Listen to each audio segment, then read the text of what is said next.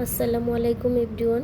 রুমাস real লাইফে সবাইকে স্বাগত জানিয়ে একটি ব্লগ শুরু করছি। আশা করছি যে যেখান থেকে ভিডিওটি দেখছেন সবাই অনেক বেশি ভালো আছেন। আমরা আলহামদুলিল্লাহ অনেক ভালো আছি। এটা হচ্ছে একটা দুপুর থেকে ভিডিও করছি আমি।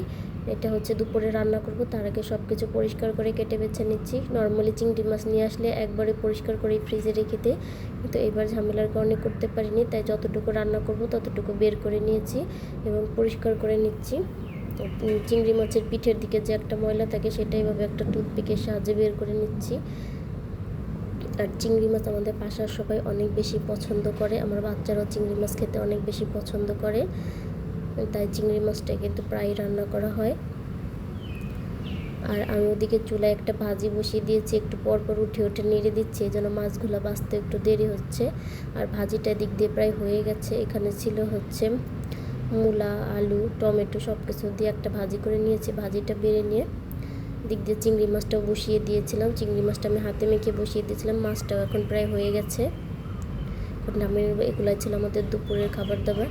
তারপর আমি হচ্ছে বিকেলে কিছু নাস্তা বানাবো, এই জন্য একটা ডো তৈরি করে রেখেছিলাম। এদিকে আমার বাচ্চারা নিচে যাওয়ার জন্য অনেক বেশি বিরক্ত করছিল, তারা নিচে যাবে খেলা করার জন্য।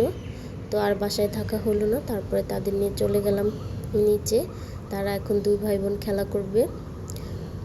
আর এই তো তারা দৌড়াদৌড়ি শুরু করে দিয়েছে। এটা হচ্ছে বাসার নিচে, এখানে বাচ্চাদের অনেক খেলার জায়গা আছে। যেহেতু এখানে বাঙালি কেউ নেই, তাই ওরা দুই ভাই বোনই খেলে অন্যদের সাথে, যেহেতু তেমন একটা কথা বলতে পারে না ওরা অন্য ভাষায়, তাই ওরা নিজেরাই খেলাধুলা করে, দৌড়াদৌড়ি ছোটাছুটি করে। এখানে আরও অনেক বাচ্চারা আছে।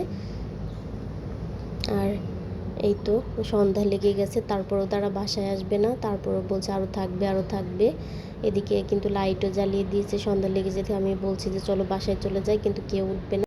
তারপর ওদের নিয়ে বাসায় চলে আসি। আর আজকের মতো ভিডিওটি এখানেই শেষ করছি। দেখা হবে পরবর্তী কোনো ভিডিওতে। ভিডিওটি কেমন লাগেছে অবশ্যই কমেন্ট করে জানাবেন। আল্লাহ হাফেজ।